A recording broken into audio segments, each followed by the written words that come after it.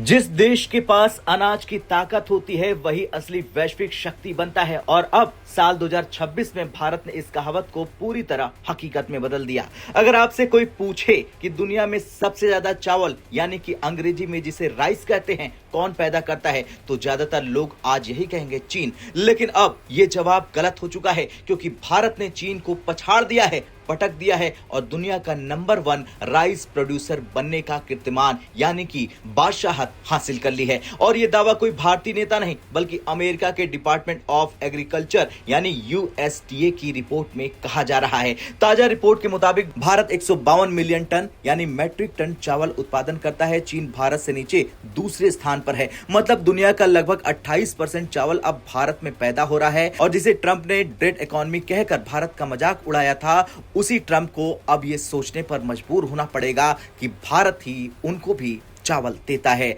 उसी भारत ने global food system में डोमिनेंस हासिल कर ली है। चावल केवल एक फूड कमोडिटी नहीं है दोस्तों, ये फूड सिक्योरिटी है, ये इकोनॉमिक पावर है और आज के दौर में डिप्लोमेसी का सबसे बड़ा हथियार भी है। भारत आज लगभग 172 देशों को चावल एक्सपोर्ट करता है। ये सफलता अचानक नहीं है। ये एक समय था जब भारत में अकाल आम बात थी, भुखमरी लाखों जाने ले जाती थी।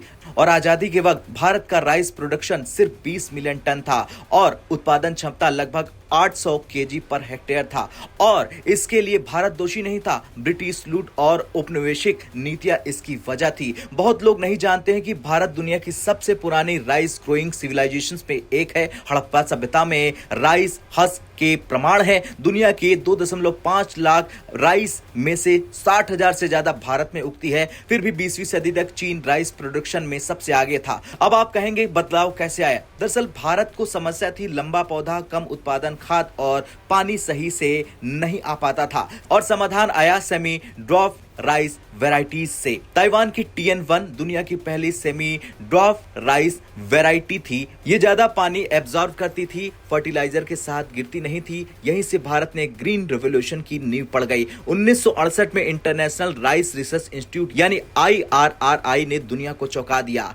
IR8 जिसे कहा जाता था मिरेकल राइस, इस एक वैरायटी ने पूरी दुनिया में राइस यील्ड को एक्सपोनेंशियल बना दिया, ग्लोबल फूड सिक्योरिटी की शुरुआत कर दी। भारत ने भी IR8 को अपनाया और यहीं से राइस प्रोडक्शन में तेज उछाल आ गया। इसके बाद भारत ने फॉरेन वैरायटीज, लोकल वैरायटीज को क्रॉस ब्रीड करना शुरू कर दिया, जैसे कि TN1 प्लस T141 यानी कि जाया, जहां 150 सेंटीमीटर का पौधा घटकर 90 सेंटीमीटर हो गया, लेकिन यील्ड कहीं ज्यादा बढ़ गई। इसके बाद भारत ने पीछे मुड़कर नहीं देखा। कुछ दशकों में भारत बन गया दुनिया का सेकंड लार्जेस्ट प्रोड्यूसर, दुनिया का लार्जेस्ट एक्सपोर्टर। और आज इंडिया का एग्री एक्सपोर्ट 4 लाख करोड़ है। राइस का योगदान 24% है। सिर्फ राइस की कमाई 1 लाख करोड़ पर साल है। और बासमती राइस भारत की पहचान बन चुकी है। इंडिया का लग्जरी फूड एक्सपोर्ट 50,000 करोड़ से ज्यादा की वैल्यू बना चुका है। और पूसा, बासमती जैसे वैरायटीज मौजूद है। आज पूरी दुनिया इंडिया के बासमती को गोल्ड स्टैंडर्ड मानती है। प्रोडक्शन में इंडिया नंबर 1 है, लेकिन प्रोडक्टिविटी में आज भी चाइना आगे है। तुलना देखिए, इंडिया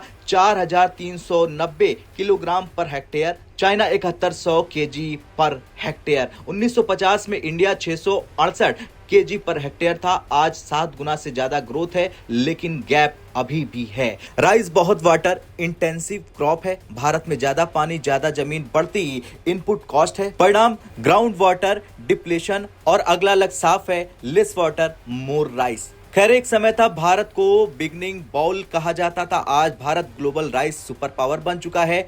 152 मिलियन टन का ये आंकड़ा सिर्फ एक नंबर नहीं है, ये है भारत की मेहनत, विज्ञान, किसानों की ताकत और सही नीति का नतीजा। अब आपसे सवाल, क्या भारत अगले दशक में प्रोडक्टिविटी में चाइना को पीछे छोड़ देगा? हाँ या ना में कमेंट कर जरूर बताएं।